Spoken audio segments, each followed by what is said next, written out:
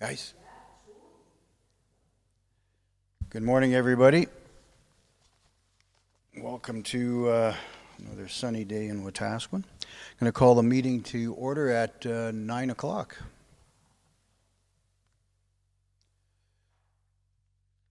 Yes. So, Elder, our monitors are not up and running.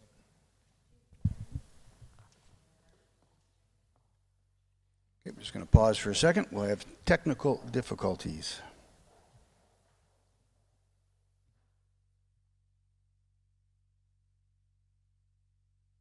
It's okay.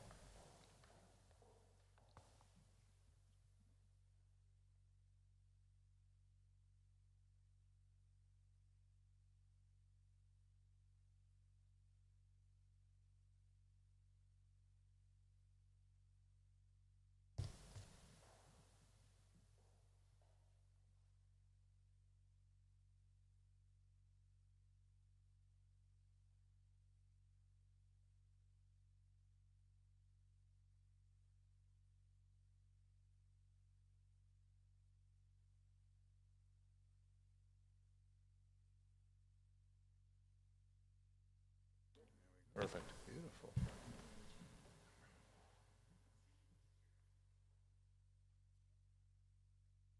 Okay, so there we go. These people will settle down and then we'll go from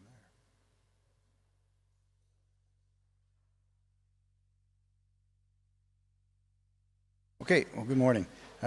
So for open mic, we have a couple people that would like to speak. So I'm going to call on Mike first, please.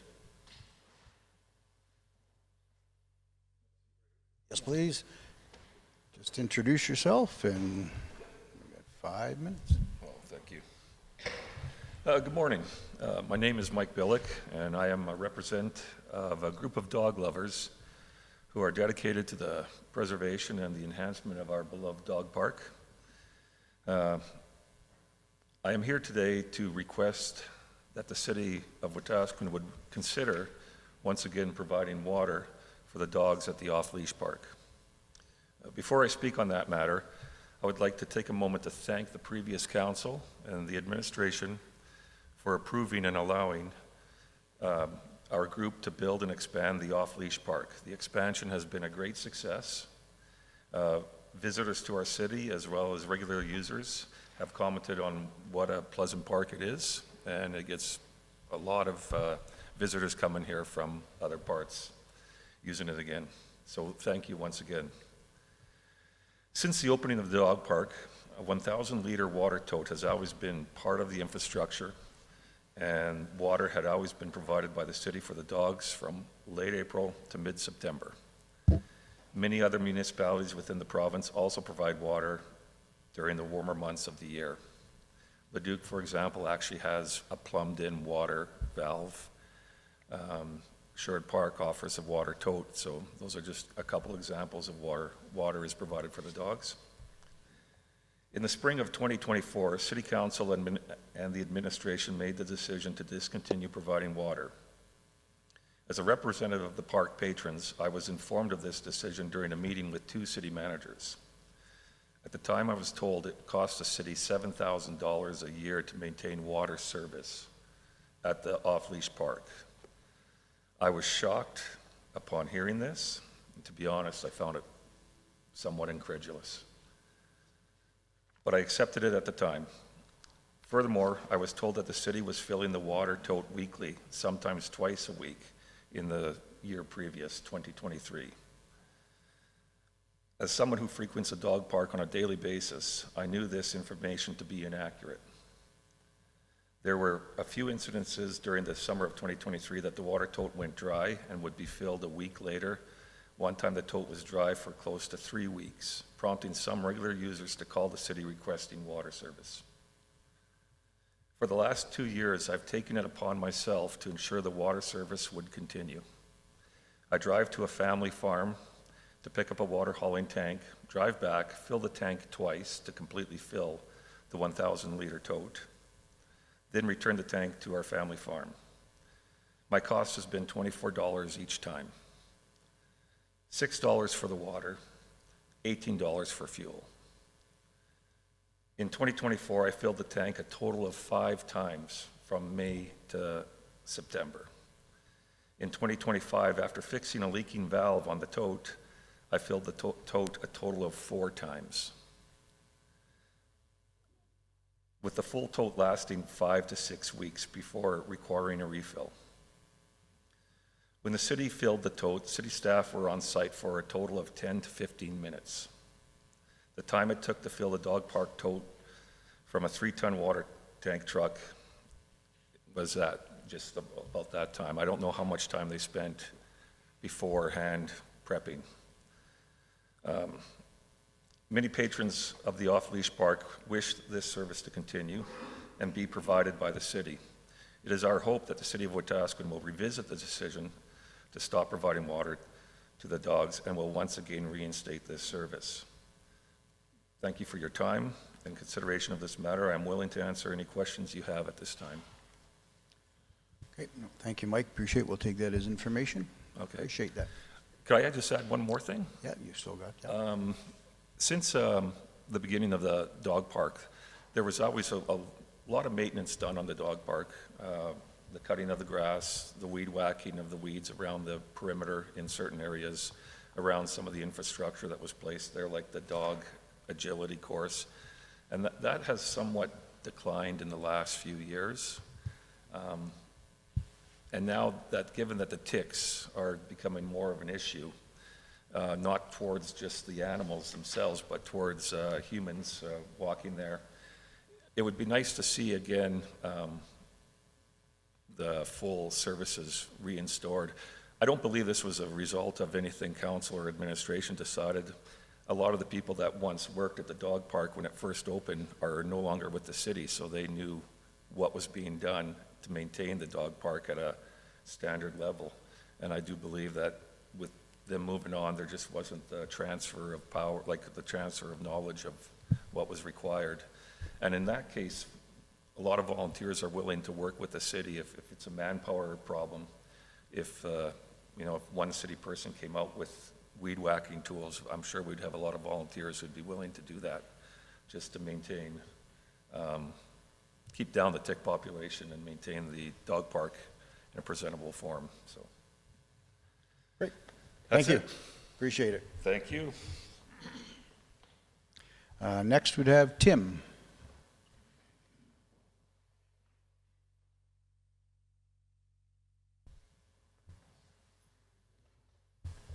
My name is Tim Richholt. I also am a dog park patron and wanted to not speak everything that Mike said, but at least reiterate it so that you know it's something that is on a lot of the people's minds at the dog park.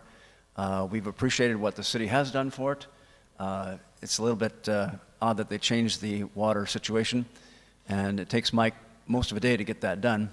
So we're grateful that you might consider that as far as the city doing it, because I think they could do it more quickly, and it would be something that the patrons there would appreciate very, very much.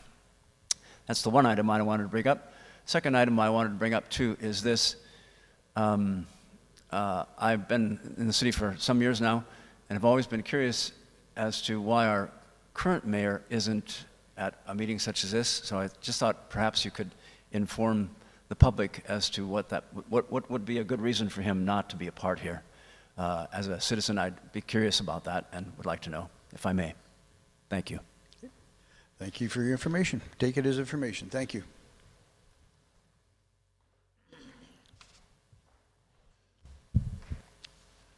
Next, we have the adoption of the agenda. Is there any omissions or errors or additions?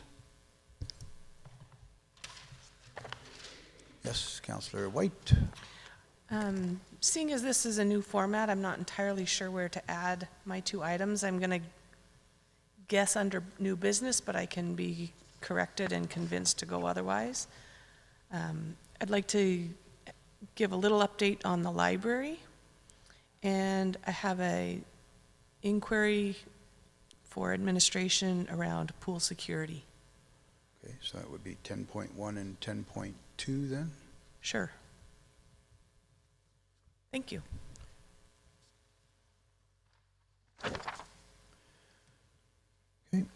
All in favor? Oh, sorry. Councillor Nielsen? Thank you, Mr. Chair. I'd like to also add 2 items under 10, under new business. I'd like to add dog park water supply. And I'd also like to add municipal affairs information. That'll be 10.3 and 10.4. Thank you, Mr. Chair. Welcome. Anything else? So in this format, do I need a motion to? Okay, so we just make a motion. All in favor? Carried.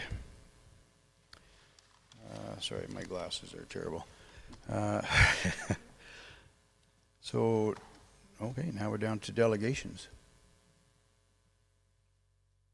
Who is speaking for that? Yep.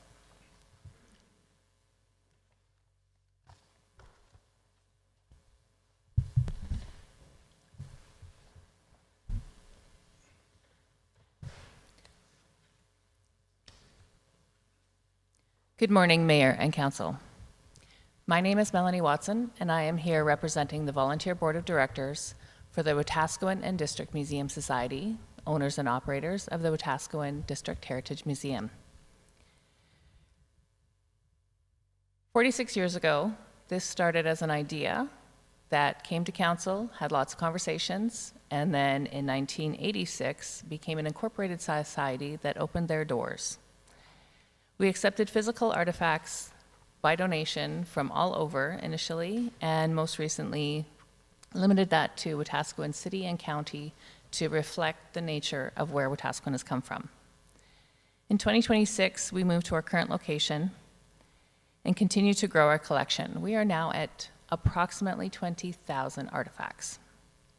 We have 3 floors, including permanent exhibits, a children's legacy pioneer playroom, and a gallery, as well as a gift store, a wool shop, and a coffee corner. To celebrate 40 years as a society, we held a family day on March 23rd. We participated in the Canada Day parade and hosted activities. We relaunched the Heritage Walk with a twist. Milo's map book and clue book accompany you, and this is part of a fundraiser. We plan to continue with all our regular scheduled programming, including the National Day of Truth and Reconciliation, our Women of Aspenland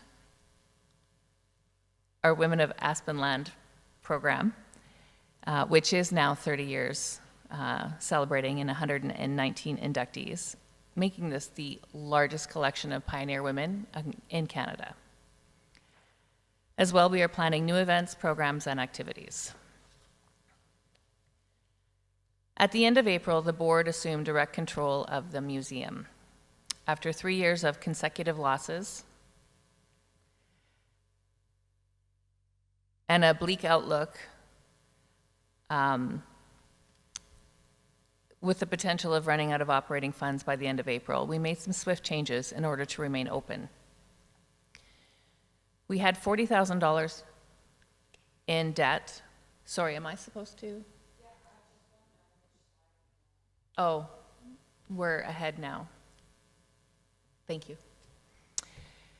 We have $40,000 in debt, including $15,000 in outstanding source deduction payables to the CRA, which we are working on currently, and a $60,000 COVID loan that we took in 2020. We are now down to 1 full-time staffer who has also taken on the responsibility of archives, and 2 full-time summer students who are focused, one on archives, the other on programs, specifically Women of Aspenland. The board has stepped up significantly to support our staff, including participating in school tours, taking on coffee shop shifts, managing administration, and more. So within the last 75 days or so, we still have a little bit of our 90 days to go. We've made some significant changes. Governance has been a big one. At our AGM in March, we moved up to a gigantic board of 10, and then we lost 4 before May 2nd. We have had 2 new members join and 3 keen to join. We are looking for people with board experience, business acumen, and connections to funding opportunities. We always have a lot of enthusiasm on our board, but we need some specific skills. We've taken on financial controls, including board approval requirement for expenditures, which means our decisions are made as a group and not individually. We've done weekly cash deposits, which helps for real-time financial visibility and understanding of what's working and what isn't. And we are gaining full administrative access to core financial accounts, including the CRA. We have had some staff reductions, including some voluntary and some involuntary departures, but this reduced footprint and refocus on our museum and archives core activities is effective. One of the staff reductions was around our bloated gift shop and unprofitable coffee corner. Despite significant investment, our coffee traffic needed to be triple in order to be profitable, but instead it became the focus of the building. We became a coffee shop with a museum attached. All staff were required to know how to make coffee, and not just the brew kind. And a very small percentage of visitors ever moved past the coffee shop into visiting the museum. We have lots of community, as we are a third space, but they were not supporting the museum functions or the archives functions, and often it was a distraction to actual functional museum work, programs, collections, archives. We made the difficult decision to close the coffee bar after Canada Day. Last week we had less visitors, but much higher door donations than we have in any week since we started tracking weekly, including on Canada Day.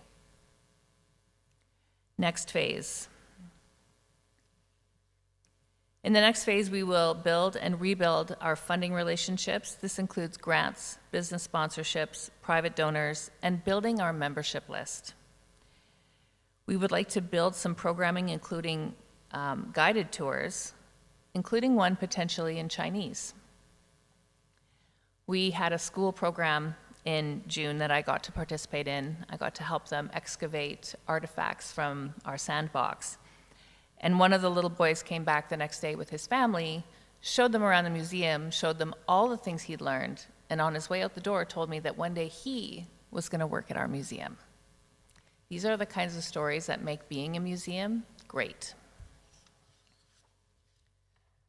Archives became part of our responsibility in 2023, and we feel it's part of our fabric. We'd like to bring the archives into the museum as part of its permanent home.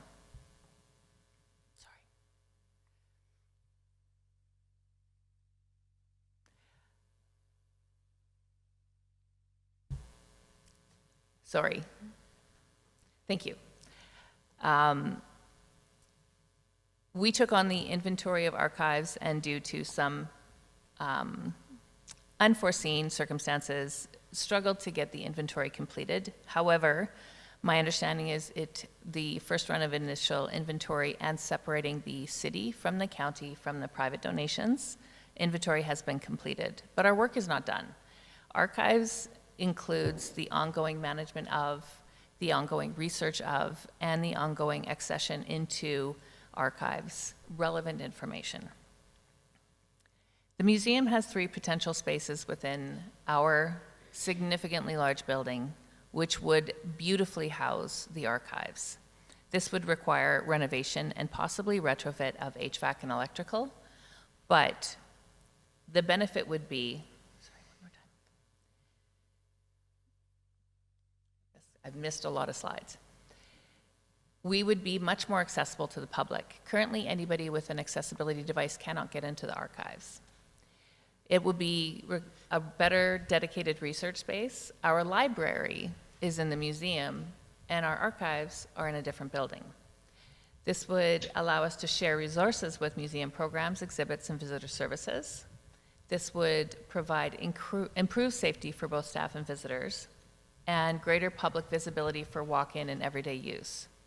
I recently visited the Peace River Museum and Archives, and when I came in, I could see the gift shop to one side, and then she directed me to the museum, and just off to the left were these beautiful wooden French doors that you could see a gigantic research table, someone was working, all their bookshelves, and at the end you could see sealed doors which would be there to keep archives in their proper humidity control and temperature control.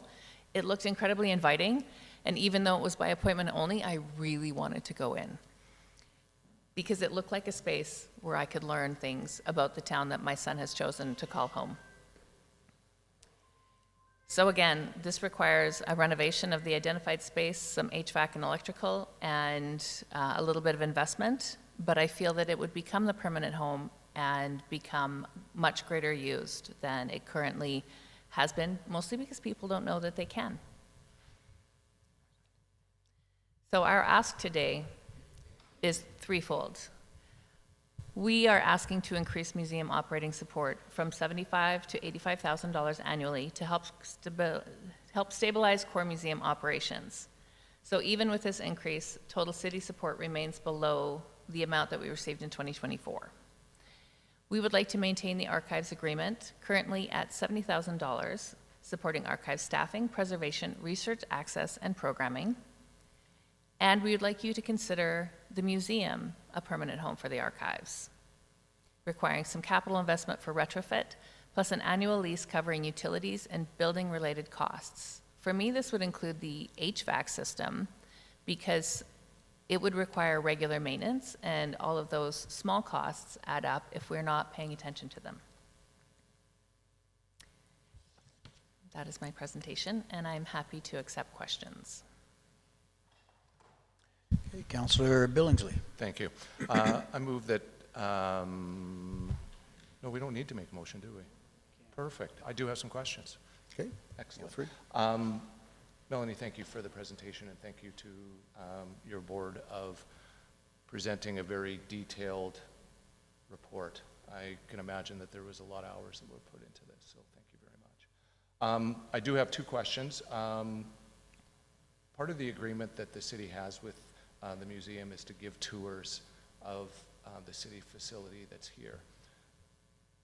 Is that still something that is it still something that the museum is able to conduct? Through the chair to Councillor Billingsley, absolutely. So our remaining sole staff person, Adam, is planning to work with Bill Elliott, who has given lots of tours here at City Hall, especially to the dedicated space downstairs, for Welcoming Week, and then and beforehand providing our board with that same tour, because we should know all the places that we represent, so that he is fully able to provide those tours either on demand or preferably planned in advance. Thank you. The second question has to do with archives, and you talk about wanting to potentially move archives into the current museum building. So in your, I'll call it a business plan, have you given any thought of who retains ownership of the collection?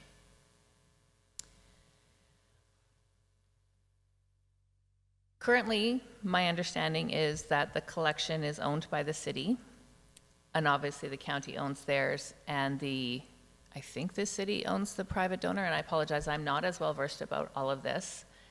I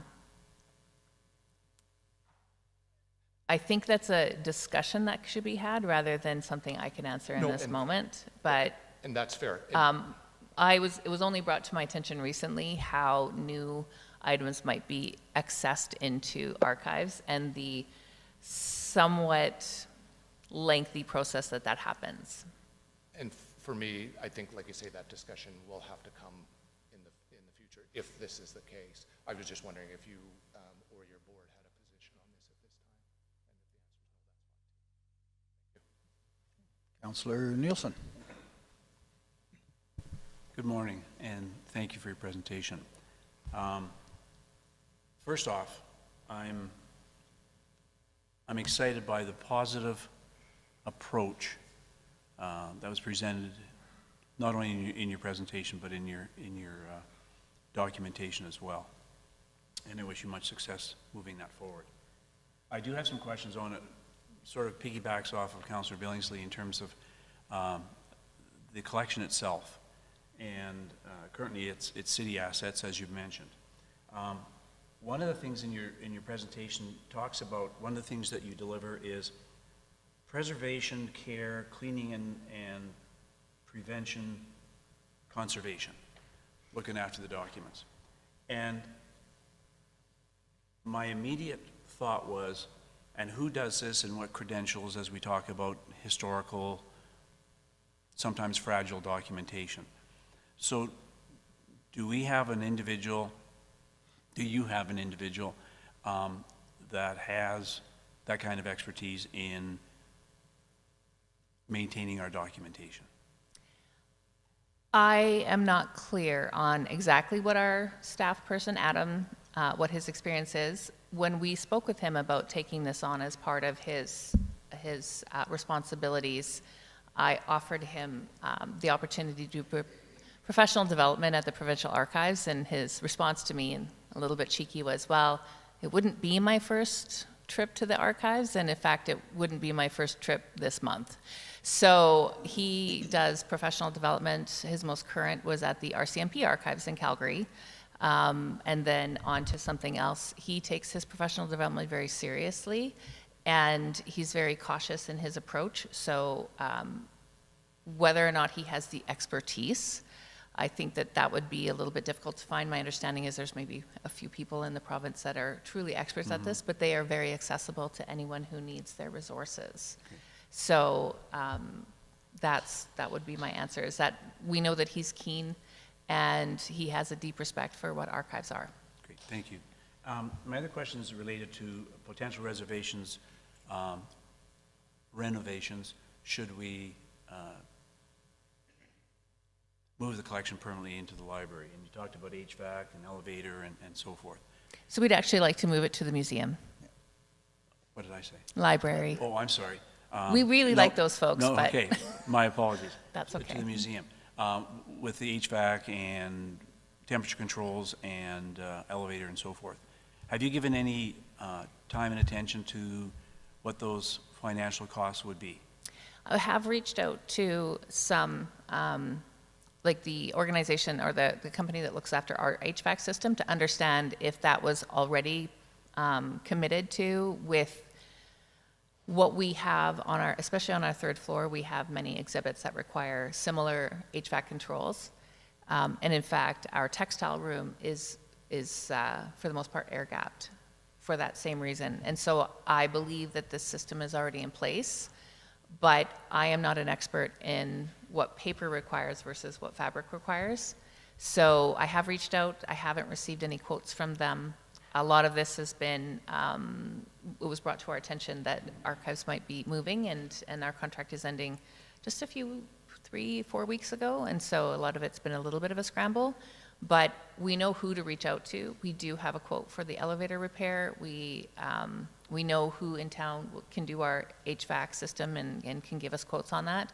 And then as far as the rest of the retrofit, what we have identified are places that are already sort of enclosed that wouldn't take a complete renovation of the building, but would create a space that provides that security. And in looking at what Peace River has, like, they don't have to have everything completely air gapped and secured within a humidity controlled space. That's where the documents stay, and then if people want to research, they're brought out to them. Okay, thank you.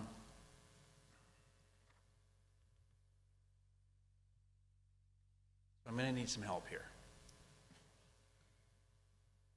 The request is for the city to put some substantial financial resources into the museum in order to house the archives. How would you explain to the community why the city would do renovations to a building that the city does not own and is owned by a private entity?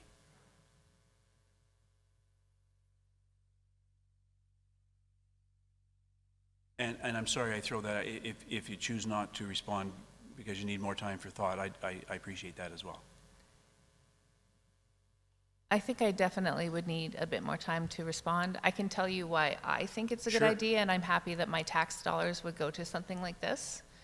Having observed the kinds of documentation that we have in archives, and especially the photographs and the response that people have online, there's a deep connection to the history that we have here.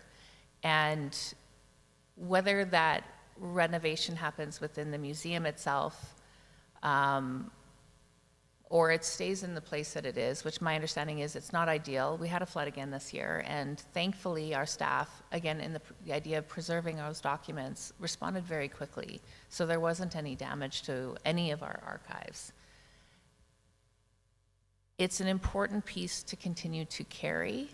And if I think about 50 years from now, what people are going to want to look back on, it needs to happen somewhere. And the museum is already a place that holds the same kind of history, but in a different format. So whether the city would come forward and say that they would pay for the renovations, or if we would have to go to private entities, I think then the collection would probably belong to the museum. Maybe the city would like that, but I can't speak to that. I just think they're important documents, and I know that they have to continue living somewhere. Thank you for the response. And they have to be looked after to continue living somewhere. Your personal response is better than one that comes later, so thank you. My last question, if I may. You commented that there's approximately 20,000 archive items. Artifacts. Artifacts. In the museum. Okay. Shows my naivety, maybe. That's okay. I had to learn the difference too. And we are aware that some of the contents of the archives are school board owned, and some are city owned. Is it just a matter of boxing these things up and saying to the school board, here's all your stuff back, and to the city, here's all your stuff back, and now this becomes our collection? I don't think I can answer that at this point. Definitely, the boxing it up part would be fairly simple. If any entity wanted to take their documents back, we would provide them with as much advice as possible on how to maintain those documents in a way that they have longevity.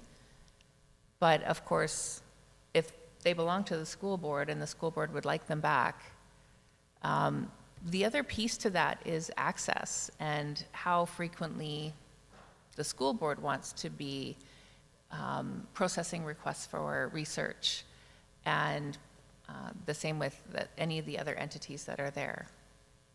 So at this point, you would see the entire collection that's in archives now potentially relocating to the museum? If all of those different entities are part of it, we would definitely have discussions with them, and we wouldn't just assume that that's what they want. Great. Thank you very much. Okay, I'll come to you shortly. Mayor Bronco, and then Councillor Hoyle. Thank you, Mark. I do have a couple of questions, and thank you very much for your presentation. It's been, I think, in our community, a very sad to hear what happened, but it happened. So I have a few questions. Reading your report of accounts that haven't been paid, and also the COVID payment back, and some other bills you have. Now, and you're asking for $10,000 added on. Does that seem enough to carry on through the end of the year for the contract? Because you run out of funding. Thank you, Mayor. The suggestion was that we come to you to underpin our debt, and we didn't think that that was a fair request to make to the city or the taxpayers. The request for an additional $10,000 would be starting next year for the 2027.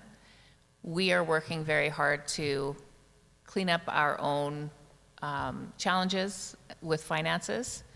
We do have some fundraisers happening. We do have conversations with businesses that might be interested in doing some sponsorship of different parts of the museum or events.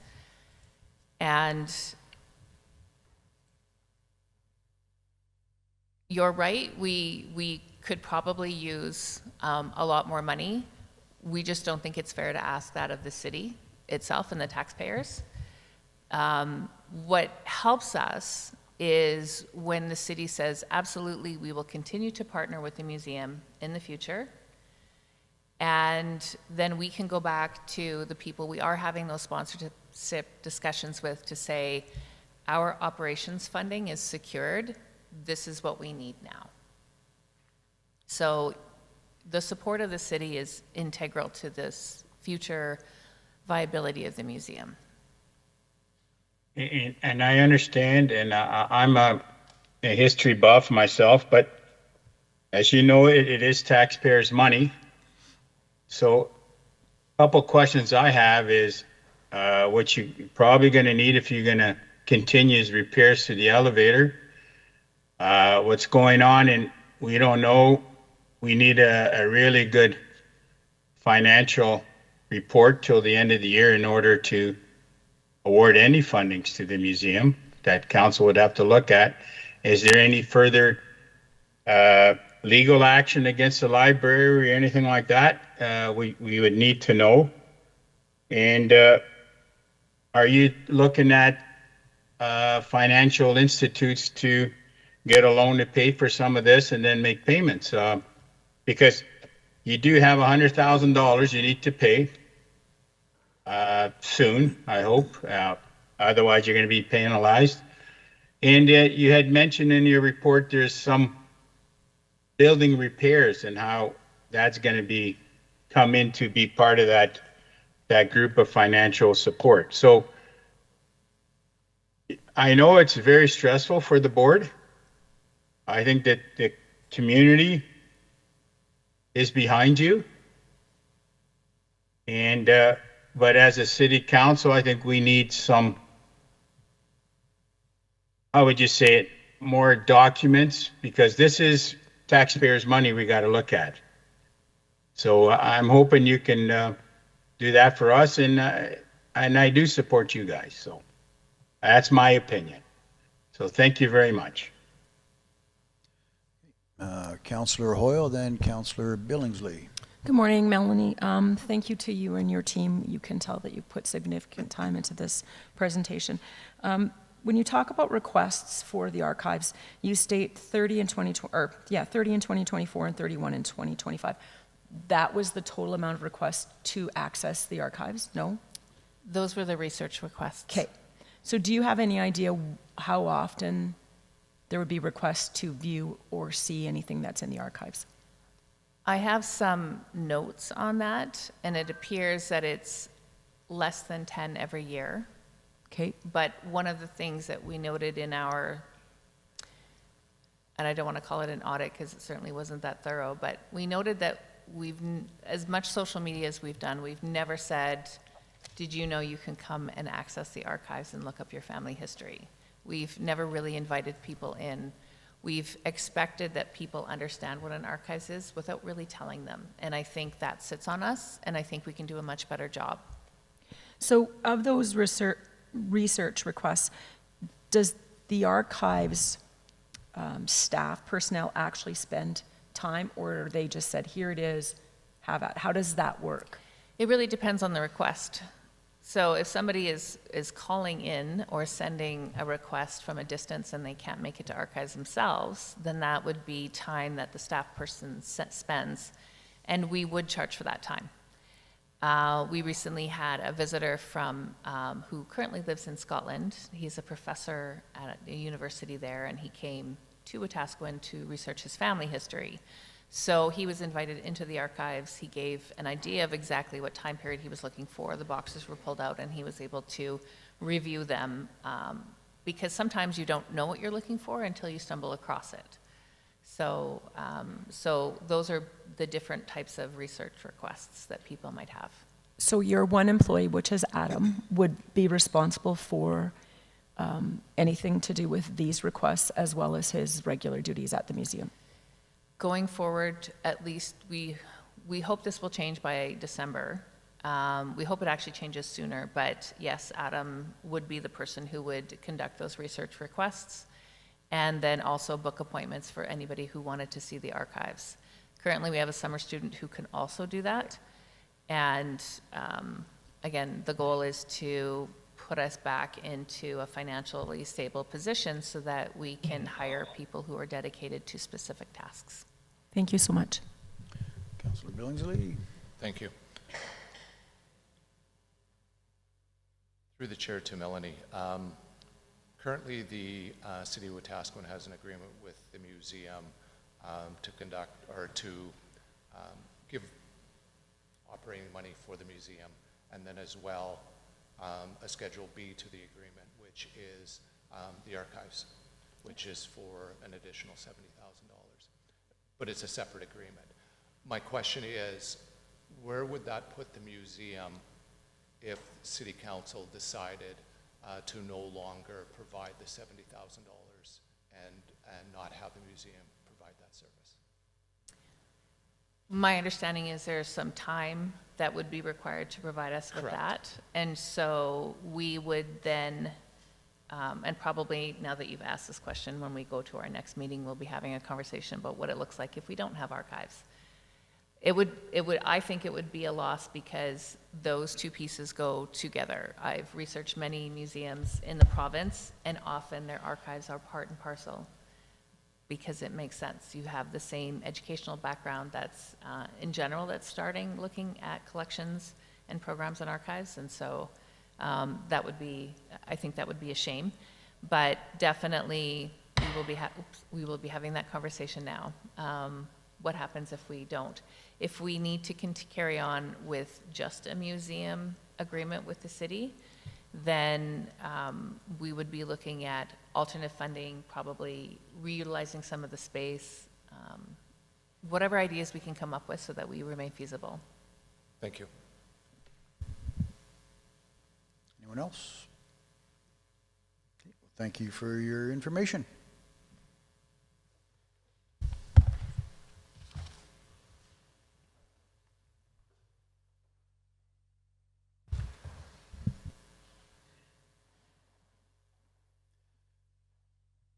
Okay, next on the list is closed session. So can I get a motion to move to closed?